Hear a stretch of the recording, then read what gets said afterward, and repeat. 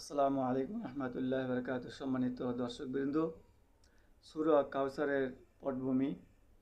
রাসূল সাল্লাম যখন ইসলাম প্রচার করতে লাগলেন, তখন তীব্র সমালোচনার মুখে পড়েন।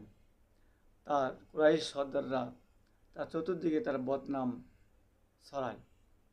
অন্যদিকে রাসূল সাল্লামের বড় ছেলে আবুল কাসেম ইন্তিকাল করলেন এবং তারপরে তার ছোট ছেলে আবদুল্লাহ রাদিয়াল্লাহু আনহু ইন্তিকাল করলেন।